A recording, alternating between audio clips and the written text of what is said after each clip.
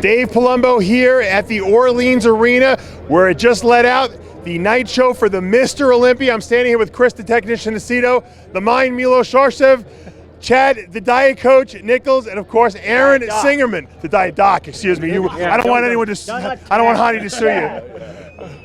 Anyway, the Mr. Olympia just let out, and Phil Heath has won number 7.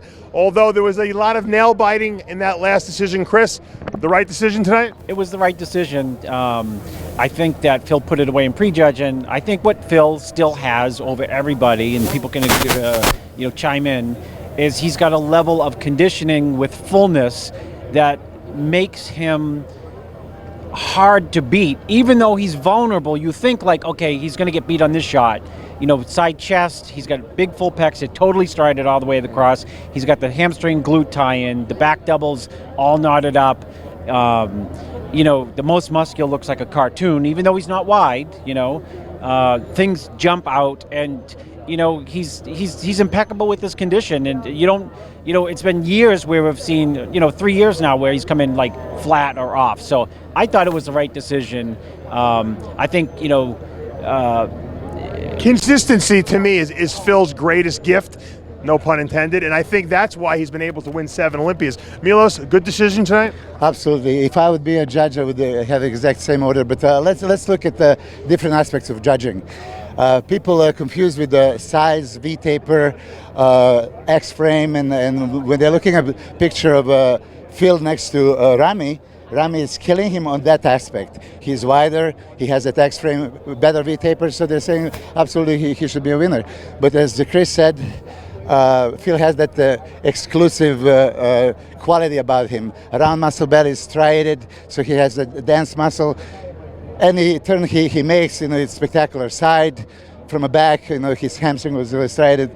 Calves phenomenal, back double biceps unbeatable. So for me there was no even the contest. Even after prejudging, I thought Phil Heath won. But then when you see the pictures, that's interesting. You see the live show and you get the one picture, but then you see the pictures and then you wonder, sometimes maybe they put some filters, Photoshops, I don't know. But in some photos I've seen that Rami gave him a run for money. Now, Chad, I got to ask you this because my viewers out there would kill us if I didn't. Everyone is saying Phil has a big distended abdomen with a noticeable umbilical hernia. Should that be marked down? Clearly it should be marked down, and it's going to take away from his physique and overall look. And I think there's parts of him that make him very vulnerable. Okay, he's not a very, I would say, dominant champion. He opened the door tonight. He ushered people in. Nobody could step through it. He stepped back through it. He's got dense muscle, and he's very powerful in shots. And just like Milos said, you can look at shots like Rami's side chest, and that's what you've seen almost all day is side chest, side chest, side chest. And he looks crazy in that shot. But when you start breaking him down and looking at everything, you start seeing how big his quad is, but how thin his hamstring is. You start seeing how wide he is, but he doesn't have a lot of depth. And those things are huge quality for Phil. Phil has dense muscle. He has a 3D effect in every shot from every angle. Doesn't matter if it's front, back, side, every single shot. Does he have his knocks? Yeah. His stomach, he doesn't have a real pretty core area that ties his entire physique together.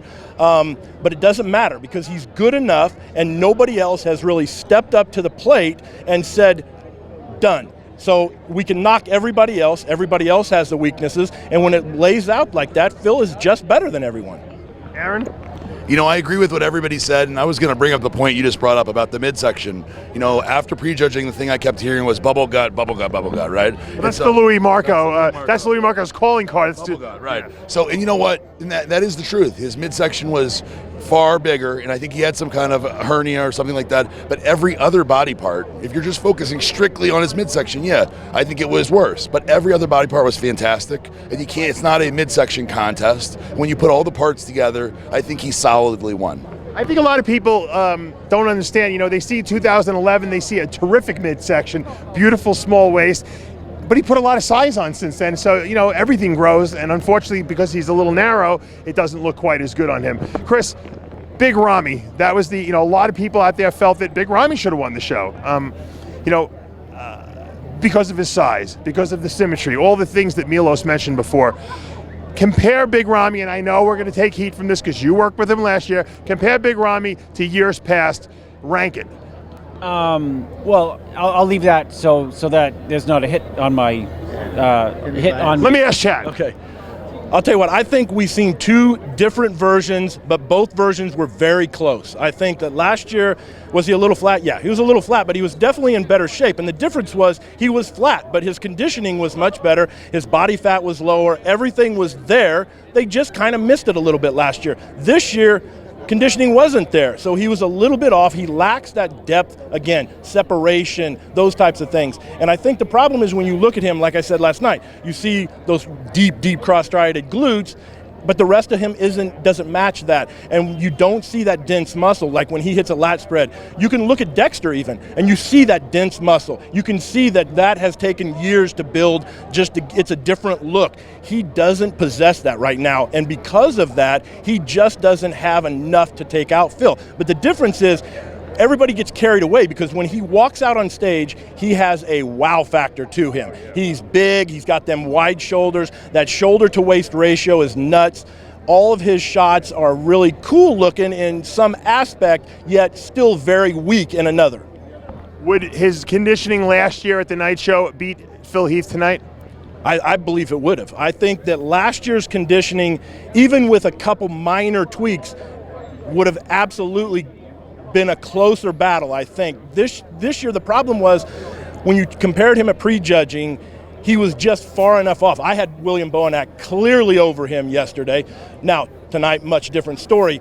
Ramy had tightened up. Banach had faded just enough to kind of separate them and let Ramy kind of move into that second spot. But again, in my opinion, the distance still between there where Ramy needs to pick up is a lot. Last year, I think it would have been closer because the body fat level was lower and they could have tweaked things. We saw what Ramy looked like on Saturday night. That physique from Saturday night, just that little extra fill, would have probably won tonight. Milos, does Ramy have enough currently, muscle maturity-wise, to beat Phil Heath, even if he has the best conditioning? I said the first to say that last year's Ramy was better version of this one, thanks to Chris, right? I still think, absolutely. I'm not biased. I'm just saying the way I see it. The thing that Ramy is missing, as Chad said, he had a striated glutes, but nothing else is striated. He does a most muscular pose that you don't see any striations. I mean, he needs to bring that. He has a nice flat stomach with the great abdominals. Depth is there. That V taper is phenomenal. What does he have to do? What do you think he's not doing? I just don't think that he trains that way. I mean, there is a specific way that you can train and have this super contractions every time. You can have stretch overload, like let the fiber really stretch and then really contract. He has plenty of mass. He doesn't need to build any more. He needs that quality, that depth, as Chad said, the density, muscle fibers upon fibers. Banach had that. Banach was striated all over around muscle base, but Banach is missing structure.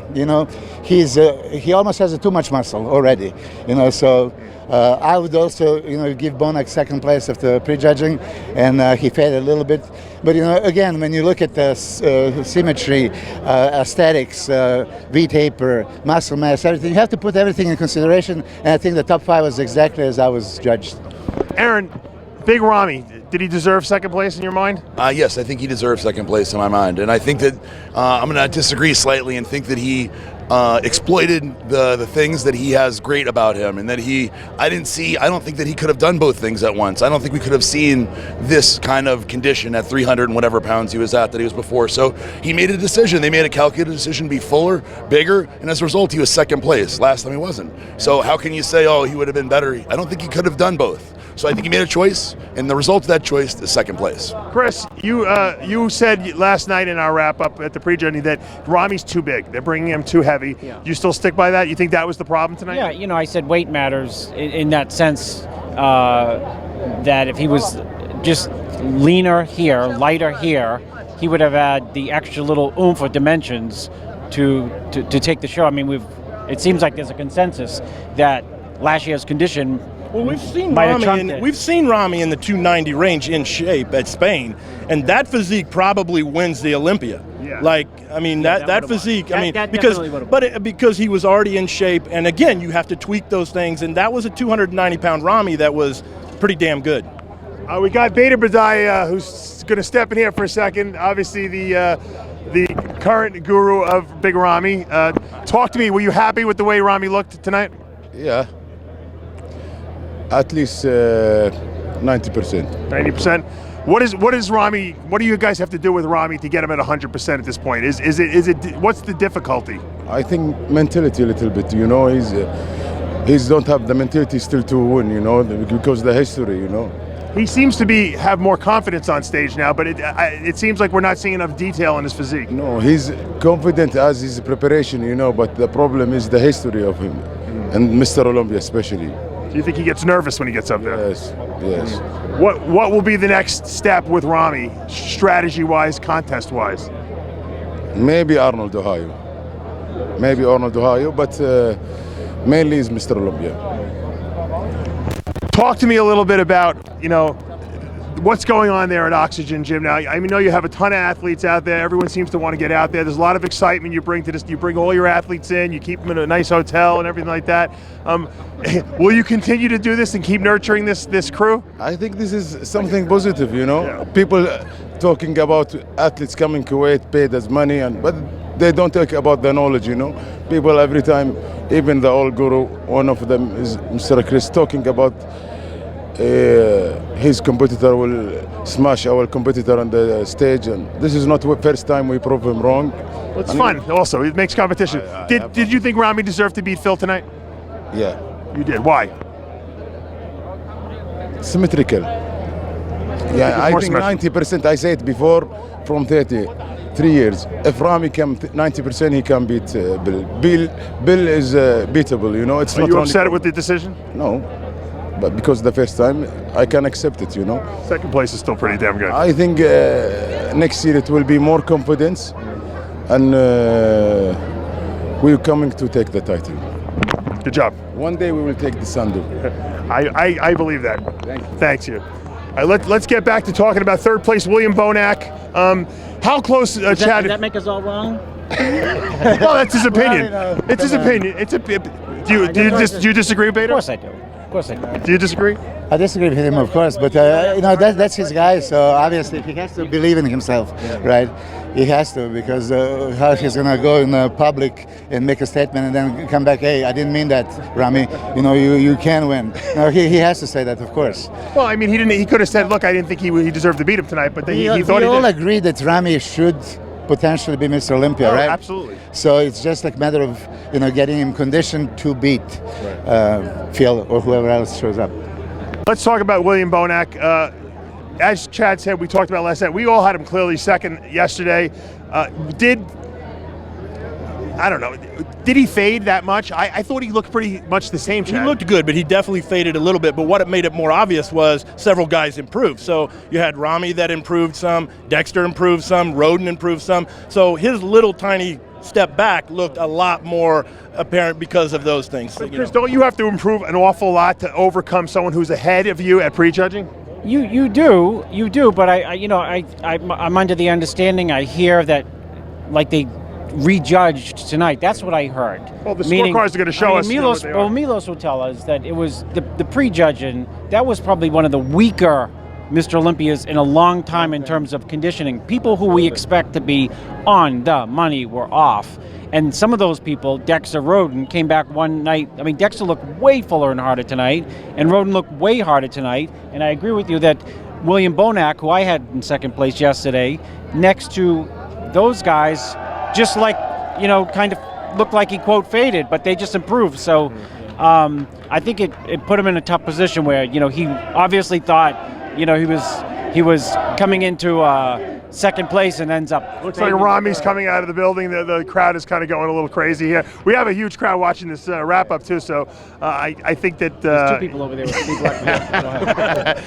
Milos, let me ask you about Dexter Jackson, because Dexter Jackson, had the potential here to come in here and really do some damage. Prejudging, he wasn't at his best. Yes. But he came back a lot better tonight. Was his placing deserved, or would you had him beating Banach? Well, I would have him over Banach, but you don't know the judging score sheet after the prejudging.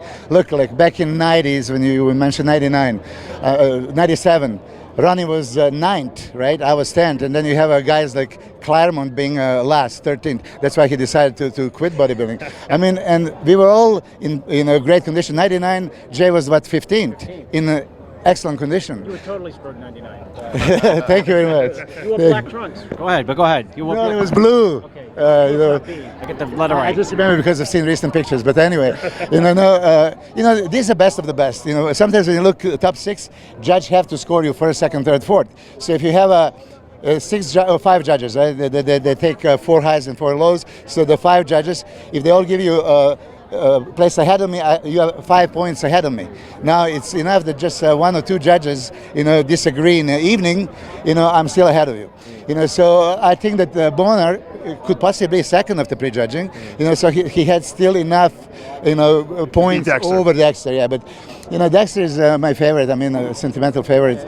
He really doesn't age. He gets better, but he didn't bring it in the morning. Aaron. I thought Banach beat Dexter. I was impressed with Banach, the amount of detail he has, how much he's improved. I'm hearing Rami, boy, they're getting excited for Rami, huh? Actually, incidentally, I noticed that the cheers for Rami were way more than anybody else. So they said Phil Heath, people go, they say Rami, so... I think Bader brought in, 600,000 people today?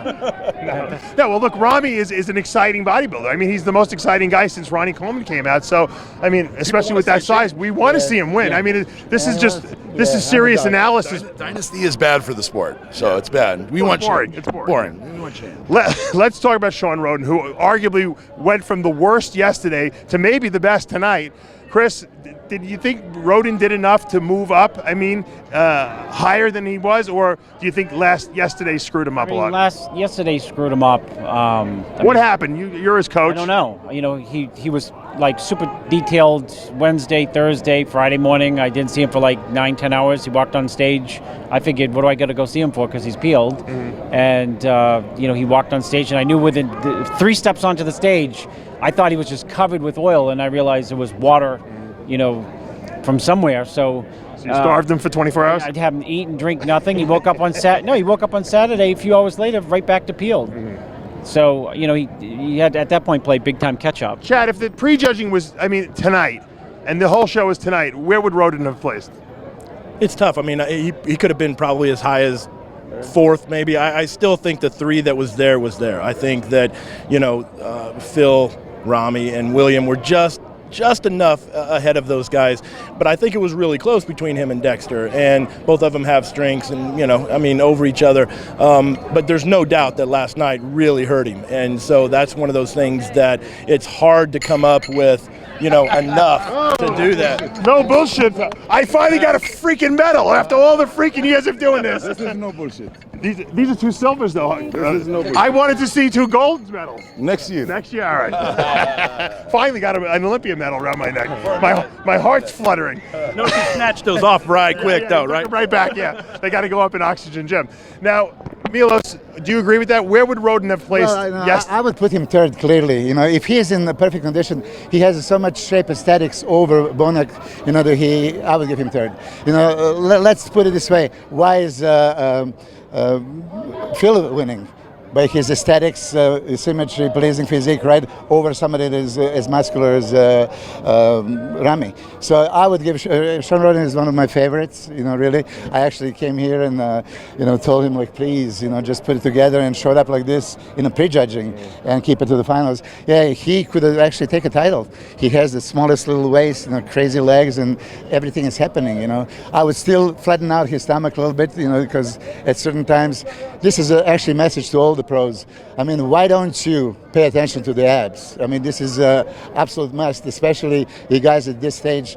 overly muscular. If you have a tight midsection and make abs deeper, you're gonna look, so much I think better. everybody's so afraid to train abs because they're so afraid they're going to end up with a thick waist. So they've stopped training abs. So now they lose control over the abs, and it becomes worse. But doing a stretching exercise, like I tell this to all the guys, hanging leg raises, high pulley cable crunches, and keep it in. This is the only muscle that you want to push it out. You want to push it in, and if you do this constantly and you keep it in while you're training, while you're driving. Show us that exercise, Milos, real quick, just for all the guys watching out there. They want to see. I don't have abs. You don't have abs. You used to have the best abs. Oh, they're still there. They're still there.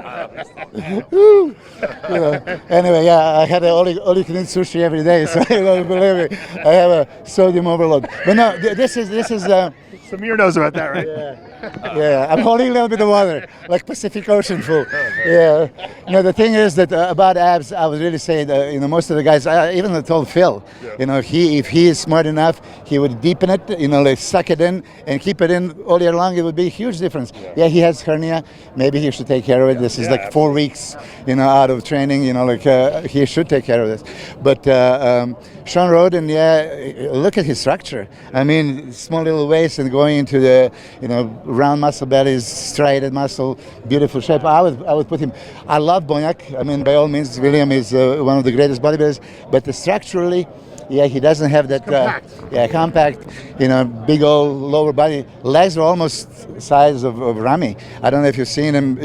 Especially like glutes are probably even overdeveloped. Yeah. I don't think it can be. You had a crazy. I had something like but. Structurally, I would still give it to Shawn. I thought that if Shawn was his best, he would beat Banach. But I don't think that Shawn's. I don't think that the tonight Shawn would beat the tonight Banach, in my opinion. Chad, what does Shawn Roden need to do to win the Olympia? Because it looks like he's got all the tools. He clearly does. I even told Chris last year that if he'd have been just a tiny little bit drier last year, I think he could have won. And that's it. And he always lacks that tiny last little finishing detail, even when he's spot on. But still, the thing that kills me with him is, even last night, all of his movements are so slow. Oh, they're torturously slow. And you just almost want to like help him, like hurry up and do it. And if you train like that, if you move like that all the time, like you just lose that. And I've never seen anybody not spill over yet still get soft. And that's what he did last night. His muscle just got softer and softer. It wasn't like he spilled. He just kept getting softer and softer. Chris, I know obviously being his coach, you can only inspire him so much. What do you think that you have to do with this guy to get him into that Olympia circle? He needs to, I think what Chad said, he needs to, the only way he's going to get there against a Phil is to bring a level of conditioning that we just say, wow, that's even more than we thought he could bring, because it's just going to accentuate all the bells and whistles that he has, which is the tie-ins, the round muscle bellies, the small waist. I mean, you saw a glimpse of it tonight. I don't know what his body weight is. It's probably not that high, but, a lot of dense, separated muscle mass, and with more detail, I mean, just a little bit more, he's going to look that much better. I think Milos really hit it on the head. But still got to catch Phil off. I think Milos hit it on the head. I think Shawn Rhoden's problem is he doesn't train like he does for the Olympia all year round. And because of that, he's playing catch-up every time he gets ready for the Olympia. And you can't play catch-up with guys like Phil Heath and Big Ramy, who these guys are training 365 days a year like their life depends on it. And I think that's the problem. Oh, I thought Milos was giving me like a little, hey, we got someone behind us. Wait for the photo just 1 minute. Let's talk about the 212 Olympia. Flex Lewis repeats again, 6 titles now, and he seems like there's no chance of him losing anytime soon. Chad, what is it going to take for someone to beat Flex Lewis? Well, I'll tell you, Flex is so complete, and it will take somebody like Askanani, who has really good structure and carries a tremendous amount of muscle, but he has to be complete. And when you look at Askanani, from the waist up, he looks incredible, but from the waist down, he doesn't possess the same set of tools. And when you look at Flex, Flex is very complete, top to bottom, front to back. He has very crazy, dense muscle. Even when, like last night, I didn't think he was 100%, but yet he's still phenomenal. I mean, you look at him and go, his 90% is still better than everybody else's. And I even thought he was better tonight. I thought he had filled out a little bit more. He ends up with deeper lines, and it's just hard to beat him. Especially when there's a weight limit. Like, that's the thing. I mean, it's going to take a genetically gifted guy that possesses all of his tools, but with better structure. classic physique guy moving up to 212 possibly. Chris, I got the thing that annoyed me, and I know it annoyed you, and probably all of us would agree on this, is the fact that second and third place were never compared with each other. Jose Raymond and Ahmad Ashkenani. That's a message for Bader of no more bullshit. Is the no more bullshit? Well, it wasn't Bader's fault, so no. But why do you think the judges didn't compare the two of them? I think if they had compared them, Jose would have blown back to Kuwait on this night. Yeah. Anyone want to disagree with me? I mean, I'm very biased for Jose, but this level of conditioning that Jose brought tonight was mind-numbing. So when someone brings with that amount of density and size on a small frame, who can pull a vacuum on the front of a bicep, who's got the glutes, the hams, the strided triceps, the caps on the delts, and the legs, that you reward it. You reward it, especially when you're going not against Flex Lewis, somebody with balance, but somebody who's half a bodybuilder at this show. Half a bodybuilder, meaning, and Milos is going to pick up on it, the guy who got second has tremendous quads, right? Huge. Well, do you think it's wrong? Do you think it's wrong that they don't compare like second and third place? Look, back in 2007, I was actually, penalized by IBB because they wanted to spank me for, speaking up. Back in 2006, Jim Mannion gave us exact ladder at the athletes meeting that top 10 are going to be crisscrossed and compared. So first show 2007 was Ironman. So I had back then like 4 or 5 athletes: Hidetada, Silvio, Joel, many guys. We went for prejudging. There was like 2-3 comparisons and send them off. And I think, like for example, that's probably the best Hidetada ever looked. He was not in top 5. He was completely overlooked. Had he been compared, it would be a completely different story. So, speaking of 212 now, Jose was crystal clear second. There was not even comparison. Condition-wise, even what's his name? Ashkenani, yeah, he has a tremendous upper body. But first thing that you judge is disbalance. You penalize if you don't have somebody part. You immediately penalize. So for somebody that's complete, seasoned veteran athlete in top shape, top condition, as probably the biggest he's ever been. I think it's a travesty that he lost second place. Aaron? Jose Raymond has a legitimate reason to be upset. I thought he should have been second for sure, and it's a shame they didn't get compared. I think the trickiest part here is when you look at Ashkenani, he is so good from the waist up. Like, he is so good. Like, maybe better than Flex from the waist up. The problem is, but I think what ends up happening is you can't take your eyes off of it, and sometimes. How about put Jose next to the guy so we can see what the two? Maybe Ashkenani did deserve to beat him, but we can't tell because no one saw the two of them next to each other. The problem is you get so overwhelmed by how good some things are, and you just forget about how bad some things are, and I think that's how he's able to keep moving up and forgetting to look into the living room, for God's sakes. If I can say, let's say in the combat sports, in boxing, in MMA, you get in the ring and you fight. Here is a sporting event, right? We're supposed to be compared, and you don't even give me comparison. How can I possibly beat you? Right. So the judges are responsible for this. They have to compare at least top 5, crisscross. Right. Yeah, I can understand not comparing first place and 10th place, but second and third. If I can tell you this, in 2007, I prepared Dennis Wolf for the show, and he wasn't a top 5 contender at that time, right? But I just was hoping, they're going to give him comparison and send him next to Jay. Jay was off this year, I hope you agree. And I just wanted him to stand next to it. So after the prejudging, he was. Come on. But anyway, so after the prejudging, I went to his room. Victor. I think I had a Victor Martinez in that show. Yeah, Victor Dexter and Dennis. That was top 3 in whichever order. But what I tried to do, I went to Dennis's room and said, look, you're number 1 and Jay's 21, right? So when they call you out to top 6, you just walk and stand right next to Jay. He did, yeah. He didn't. Oh, you didn't do it? Because Albert Busek was there, the German leader, and he told him, don't do it. We're not connected. Yeah, you can talk bad about them now. But put it this way. Don't you think if you're his coach, stand right next to the champ, Jim Mannion would put him right back, but the audience would expect this and request that comparison. So he didn't do it. That's called strategy. That's why he's the mind. Strategy, yeah.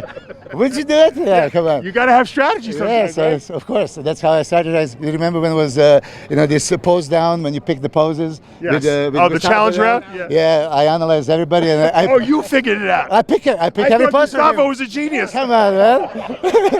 No, So that's how Gustavo beat Yeah. Ronnie Coleman. Yeah, exactly. It was Milos. I didn't know. You see, this is history right here in the Come on. making. Yes, but this is it. I mean, really, I don't know if you guys can influence the judges. It should be top 5. It should be crisscrossed. I think, a lot of times they are rushing because the show is so long. But you know what? How about lop off 10 minutes off the bikini and let's give it to the bodybuilding so that everyone does get compared, because everyone works really hard, and I think it's fair that everyone does get compared. Correctly, there was 77,000 for bikini and 77,000 for 212. I'm not sure. It's possible. I think it is. I mean, it's a tremendous, effort from bikini girls to get in that kind of shape. I mean, come on, who does that? Yeah. But they're way better. They're way nicer to look at. Absolutely. Milos got married after he watched the bikini. No more marriage for you. No more marriage for you. Milos. Just one more, I told you. No more. No more, Milos.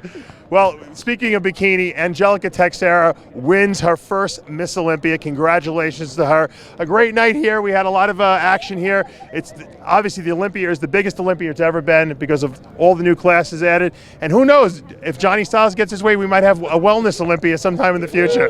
But hopefully not very soon, because I'm not ready for that right now. I'm Dave Palumbo here with Milos the Mind Sarcev, Aaron Singerman, Chris the Technician Aceto, and Chad Nichols saying, see you next year from Las Vegas, Nevada. Dave Palumbo, RxMuscle.com.